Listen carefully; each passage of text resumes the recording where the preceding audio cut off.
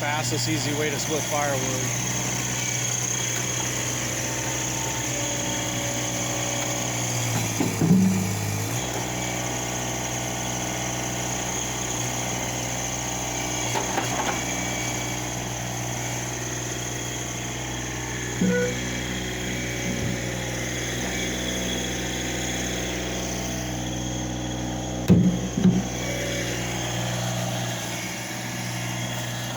Came to the shop one day and I was trying to help split firewood and I just got in the way. So now I just help set it up and then film it. But this is almost like the easiest way for one guy to split firewood. And this is blackjack, and it's been sitting for a while, so it actually splits pretty good. It's probably been a couple months since we split this firewood, but Israel's figured out a really good way to do this with one person. So cut it up, let it drop, pick it up with the skid steer, and this is a modified log splitter. We got this from Grace Crane Service, or Southeast Crane. Tim Grace had a old log splitter. His dad built him like 50 years ago or 40 years ago, something like that, and he built it at his crane shop. And I asked him if he had an old log splitter. He said, yeah, my brother has it. It's sitting in a yard, and it was just basically they never used it anymore. And so he brought it to the shop. It was all rusted up and it hadn't been used in a long time, so we cut it apart and cut off all the pieces we didn't need, and welded on attachment plate,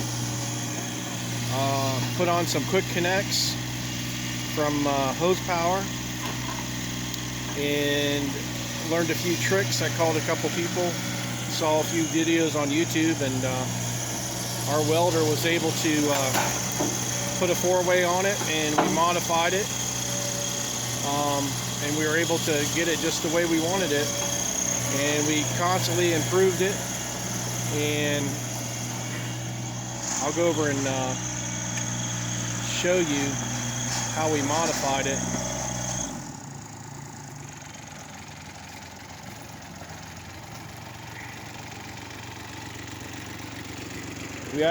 We were able to put that piece of steel in the middle and concentrate the pressure, hydraulic pressure, and we actually made the cutter head so we offset the cutter blades, so that way it does the first split and then the second split, and it doesn't seem like much, but all those little modification makes a huge difference. And then they put little pieces of steel to reinforce the attachment plate. All these little things matter.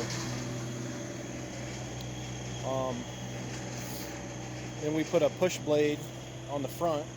So we used to split on pavement, and after we split the wood, we'd push it in a pile. So that's the reason for that. We cut the tips off the edge here. If you notice, we cut these edges off because you basically want to start the split, and you don't need these edges because the way the wedge is made, see how they come at an inward angle?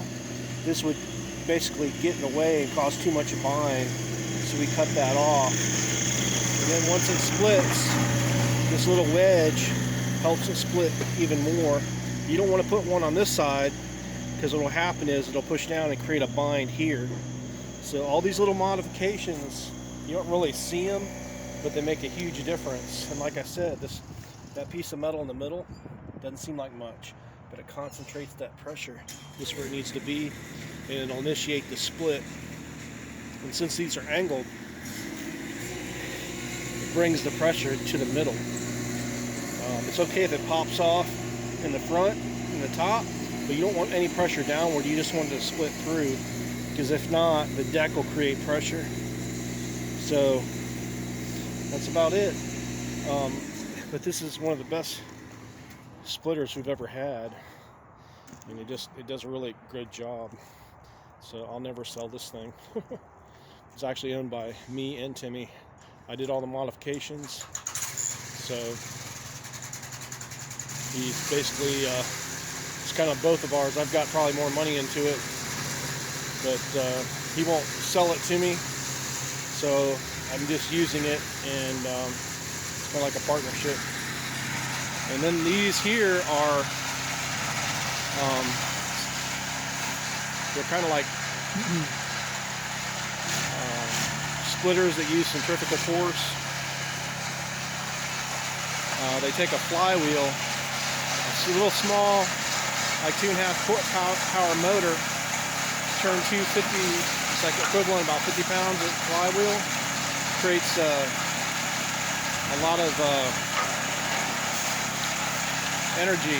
And what happens is when you hit that lever, it forces the rack and pinion system into the piece of wood. So that little motor right there would not be able to split that wood without that system of creating energy and letting it go.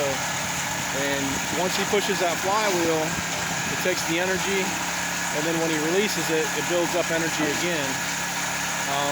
Eventually, there's a second one there, but we like the height of this one. Eventually, we're going to get an electric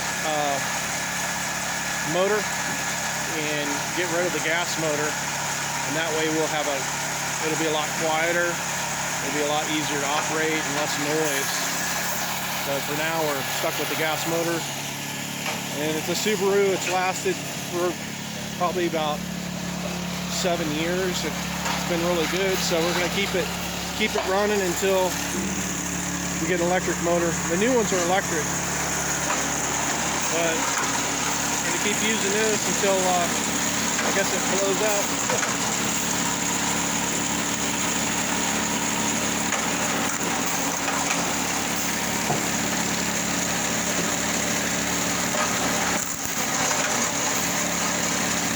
Faster than hydraulic.